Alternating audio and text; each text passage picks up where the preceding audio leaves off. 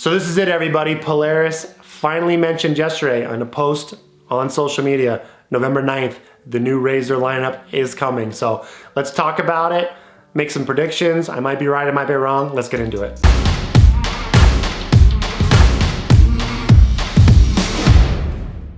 So I'm recording this video October 19th, and about 2 months ago, Polaris did launch the first part of their 2022 RZR lineup. Here's what the video looks like. It's on our YouTube channel. We'll go ahead and link it in the description. But basically, check that out. You can kind of go through what Polaris has announced so far for 2022, which are some new colorways of the RZR 1000 and some new colorways of the Pro XP 64-inch models in 2- and 4-seater. Now, a lot of us were upset when we saw that our beloved RZR Turbo S was gone, in addition to the RZR Turbo, which is also a fantastic side-by-side for the money. So Polaris went from having a huge model offering to a very limited model offering. And like I kind of alluded to, I thought that was part one. We called it part one. Now we're getting into part two. What are they gonna launch? Right now, there's no 72-inch model. You know Polaris is not gonna miss the fourth quarter, the Southwest Desert riding season, without a 72-inch wide model release. So speaking of 72-inch wide model release, we all know that that's not enough. There's been some leaked photos, some leaked patent drawings. There's a lot of rumor, there's a lot of hullabaloo that Polaris is gonna launch a 4-cylinder, 2000cc, side-by-side. I don't even think we can call it a UTV anymore. There's so much speculation, we don't even really know. That's what everyone's also very excited about with this new model release here on the 9th. All right, so let's get into my predictions. Feel free to come back to this video after the release and flame me in the comments if I'm wrong, but I'm just gonna throw it out there, make some predictions, right? So I could be right, I could be wrong. So starting off with the entire RZR lineup as a whole. You've got your RZR 1000, your RZR 4 1000 as your price point sport UTV. Then right now, of course, like I mentioned, you've got the Pro XP, a couple different trim levels, 2- and 4-seat models. That's 181 horsepower. All these vehicles are 64 inches wide. I think you're going to see some Pro XP 72-inch models, 2- and 4-seater. I think they're going to be pretty limited trims, couple color options, not a good, better, best. Maybe they will figure out a GPS screen, but I say that because it's so challenging right now in 2020. And believe me, as a company who makes products in this industry, the supply chain is making for the most limited inventory we've ever seen with vehicles, parts, accessories, with demand being about as high as we've ever seen it. So I could see Polaris just slimming down, not replacing the XP Turbo with like a value turbo model, but getting rid of that, keeping the 1000, the 64-inch Pro, and then now a 72-inch Pro, 2- and 4-seat options. Like I said, simple, keeping the same power plant, just making it a little bit wider. Of course, same thing to do with the Turbo S, beefing up the driveline components to make sure it can withstand the extra abuse of the 72-inch wide machine. So that becomes what was your top end. I think now that's gonna be your new middle end of the Polaris lineup. They're gonna move the whole lineup forward because they are going to release, I'm gonna call it, of course, they're gonna release a 2000cc Polaris Pro R, Pro RS, whatever they're gonna call it. But I think we're gonna see a side-by-side vehicle, maybe classified as a dune buggy now, depending on which state you live in. This is really gonna open up Pandora's box in terms of what is it, what are we gonna call it? But I think they've been working behind the scenes for quite a while to make this happen. I think there's definitely a consumer demand for it. I think it's going to have 200 to 220 horse. So it's not going to have a whole lot more horse than the competition or even their current offerings, but this is going to be made naturally aspirated without a turbo. So less moving components, less complexity. It's going to be hard to figure out how much heavier it's going to be. The market is ready for it. I think Polaris is going to do it. I think they've been teasing it in a sense and wanting to or not with the leaked photos, but that's what we're going to get. I also think they are going to launch a 4-seater as well, because these are going to be some new price points that the market has not seen. So you're not going to be taking away sales if you're Polaris from your other vehicles. You might as well just throw it out there and lock up as many pre-orders, as many deposits from customers as possible. That I've kind of been forced to buy a Can-Am right now because Polaris hasn't really shown their hand unless you've been patient and waiting. So a couple more predictions. This new top of the line, let's call it a 2000cc Pro R. I hope the wheelbase gets longer, so I'm gonna throw out that prediction that the 2-seat model is gonna bump a few inches in wheelbase from 95 to 100.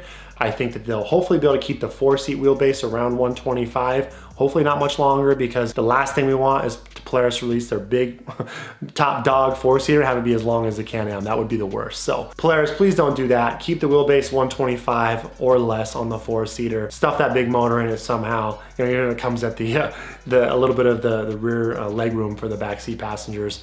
please keep that wheelbase from being too long. So I'm gonna say 100 wheelbase on the 2-seater, 125 on the 4. I also think that it's gonna be a CVT belt transmission. Now, a lot of people are really hoping for a geared transmission. I think Polaris fundamentally is a CVT company. They started off making CVT drivelines in snowmobiles a long time ago. So I think Polaris is just gonna do a CVT again. I think they're gonna figure out a way with much bigger clutches and all new transmission to keep it cool. I think it's a great use case for a side-by-side vehicle.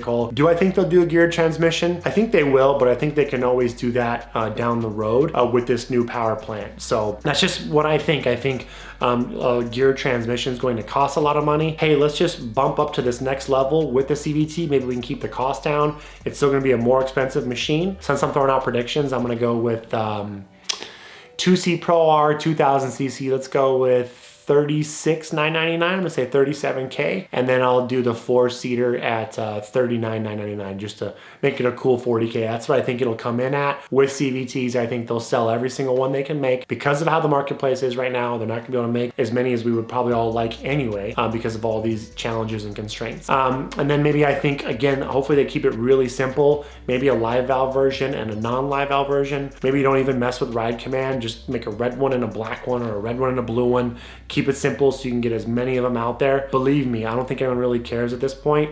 If we're gonna launch a new top dog, just get them out there as quick as you can. We'll worry about the color, the cage, the live valve, the accessories, all that in the future. I think no one really cares. They just want this new top dog with the chassis, with the motor, etc. And people will be happy for this season. Now, like a lot of OEMs, Polaris is very crafty. If they do launch this new vehicle, the Pro R, that chassis I'm sure will be big enough to hold up to the next couple of years of improvements, whether they bump horsepower every year for the next couple of years, or they do add the geared transmission, which ends up being heavier. They will have all the components that will come on this vehicle will withstand that abuse, etc. So looking forward to see what the suspension measurements. Since I'm making predictions, I'm gonna say, I think 74 inches wide. I think they'll go a little wider than 72. We've already seen spy photos of the 5-lug hubs.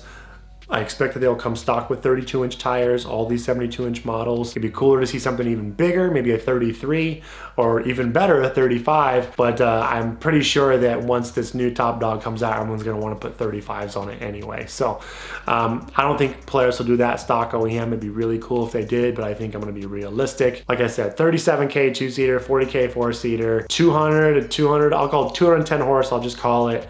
CVT trans, simple, no live valve, you know, these price points, no ride command, just simple, just give us a performance that we're really looking for, and we'll worry about all the bells and whistles for model year 2023 once, you know, hopefully this supply chain stuff goes back to normal. One other prediction I want to make is that there is a lot less brand loyalty than I think the OEMs would love to admit. If this is the new top dog, this is how our industry is. A lot of Can-Am guys are gonna sell and get a Polaris, the same people that might make fun of Polarises now, because this industry is all about having the top dog car.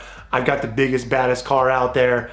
That's just how I think it's gonna go. So breaking news, one more update. Right as we were getting ready to produce this video and go live with it, we saw the Pro R video yesterday released on the Hoonigan's YouTube channel. We'll link it below. RJ Anderson going big in the new Pro R. So the Pro R is real, it's seen the light of day. We'll talk a little bit more in the future about marketing, but it's cool that they did it in downtown LA. They blocked off LA without any leaks happening. And also you're kind of appealing to all car enthusiasts, which I thought was a clever play. Kind of reminded me of the Honda Talon release. But either way, real quick, just kind of comment, I was making some of those predictions. I'm still gonna stick with a lot of those same predictions. I still think it's gonna be CVT. The suspension wise, kind of hard to figure out what the travel is, but the wheelbase definitely looks longer in the rear, like I was hoping for, a 100-inch wheelbase. So a lot of the patent drawings that we had seen before as leaks look to be all real life in terms of the front shock with a clevis and the front axles going through it, which is interesting.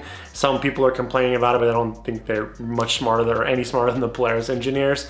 And it's also interesting as the rear suspension design has a third radius rod, but it's kind of running parallel to the trailing arm and attaches to the front of the hub. So I'm assuming that's to keep the geometry as good as it can possibly be for handling. Adds a little bit more complexity, but it's interesting to hear Polaris's logic and reasoning behind that. So it's cool to see. It's obviously real. It's coming. It's a cool, interesting first drip, and I'm sure they'll be dripping more interesting content and some snippets of it as we get closer. So I don't know if the car had live valve suspension. It does have Walker Evans shocks on it. That could have been just because RJ Anderson is a Walker Evans driver or athlete. Maybe they didn't have Fox shocks ready.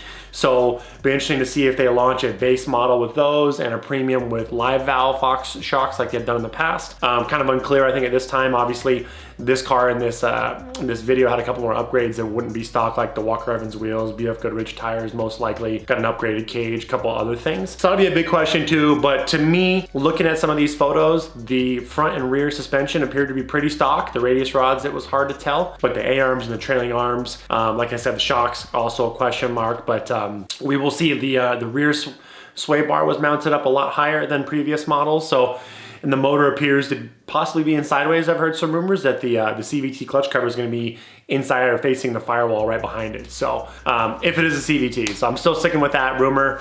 CVT release now, maybe a geared transmission release in the future, but exciting video. Good job, Polaris. The stoking the flames, I'm sure they'll continue to do that, like I said, and check out these stills, guys. The car looks really good. So those are my initial reactions. Great video. The car overshot a jump and it handled it really well. So we'll see. You never know. It's a highly edited video. Who knows what could have happened if they made that jump multiple times, or the car did right out of it without breaking or bending anything from what it appeared. So the Pro R is exciting. Polaris is coming, finally bringing the heat. And we'll tune in later. We'll have all the updates here on our channel. Catch you on the next one.